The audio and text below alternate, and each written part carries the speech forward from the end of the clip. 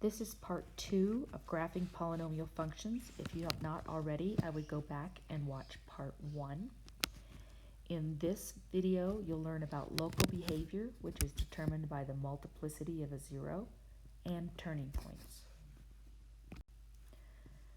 So in addition to the end behavior, which we've already discussed, we're also interested in what happens in the middle of a function. In other words, where does the have a high point or a low point, which we call a turning point.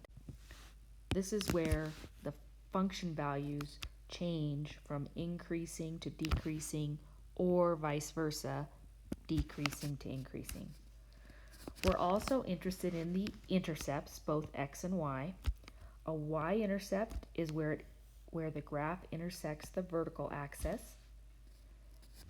and the point corresponds to the coordinate pair which the input is 0. Because a polynomial function, there's only one output that can be 0. So there's only one y-intercept.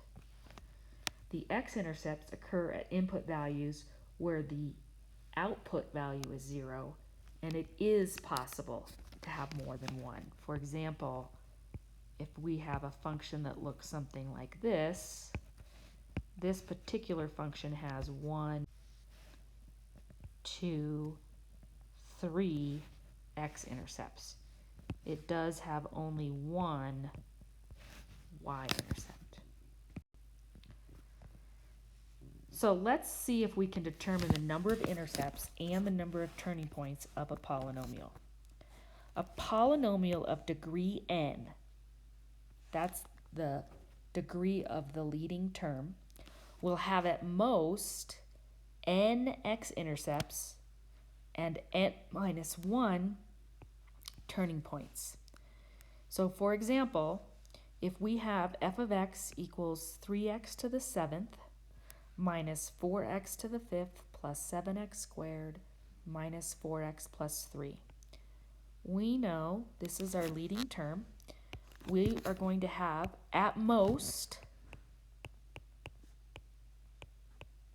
6 turning points,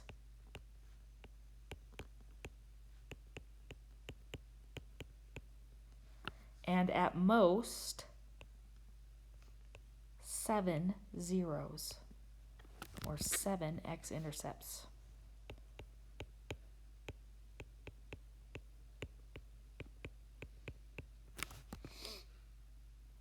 So what can we conclude about a polynomial if we're given its graph?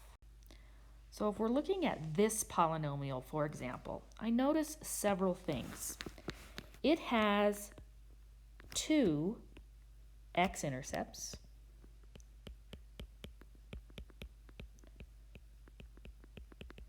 it has 1, 2, 3 turning points,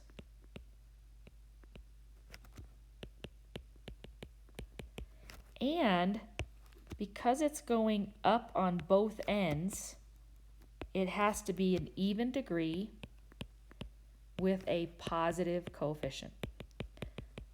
So this polynomial, if it has 3 turning points, it has to be at least a degree 4. So we have to have a degree 4 or higher,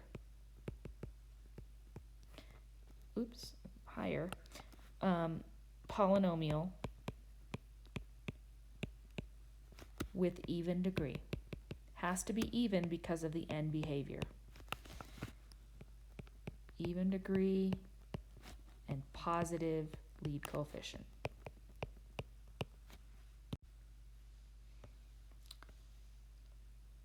So what other kinds of things can we conclude about a polynomial function if we know something about the factors? Well, if a factor is repeated, we saw that in video part 1, we say it has multiplicity. If it has multiplicity 1, it will cross at the x-intercept. It's just going to go through it.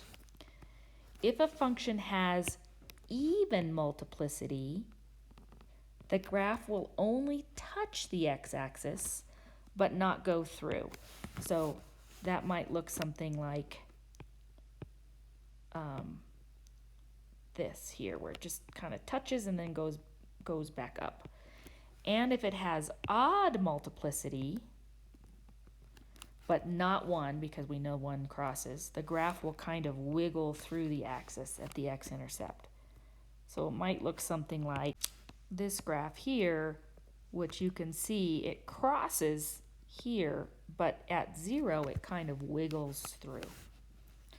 So let's make a sketch of this function here. F of x equals x times x minus 3 squared times x plus 1 cubed.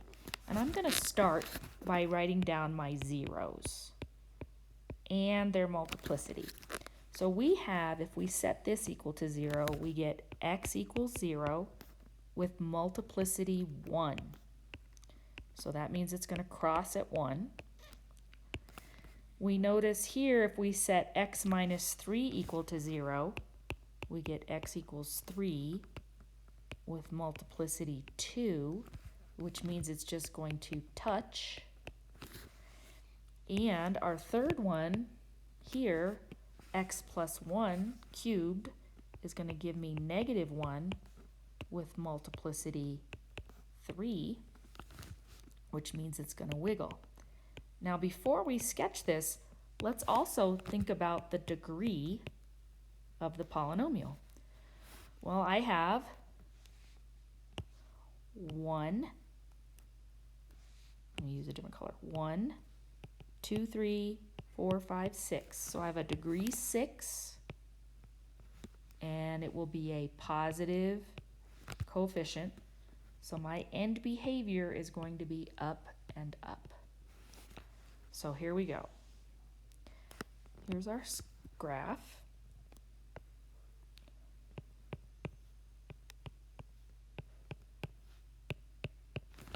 And I know at 0, it's going to cross. At 2, it's going to touch. And at negative 1, it's going to wiggle. And I also know that it's going to go up on this end and up on this end. So we're going to wiggle through this one. We're going to cross, and we're going to touch. So what I should not see, or your teacher should not see, is something that when you draw your ends, don't make them kind of like this, because then when you draw it, it's too sharp, and we know polynomials do not have sharp corners. So just be careful with that. Make sure that your polynomial is a smooth, continuous curve. Let's take a look at a few more examples. From the graph of the function, find a polynomial of least degree in factored form. So what do we notice? We notice that this function is going through negative 2. That must have come from a factor of x plus 2. And we notice that at x equals 1, which must have come from a factor of x minus 1, it just touches. So we're going to say that that has to have an even multiplicity.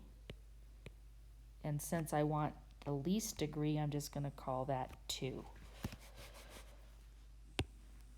So I notice I now have f of x equals x plus 2 and x minus 1 squared. And that matches with my end behavior and my turning points.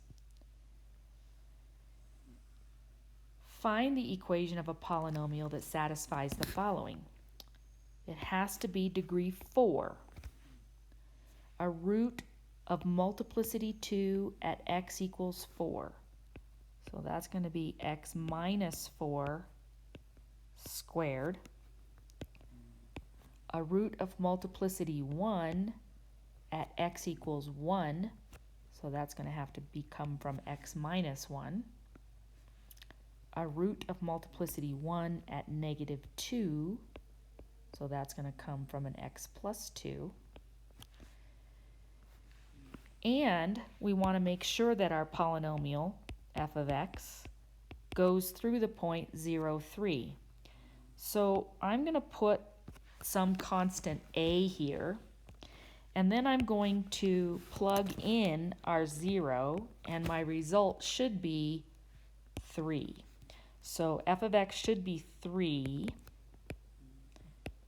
if I plug a 0 in here. 0 minus 4 squared, 0 minus 1, and 0 plus 2.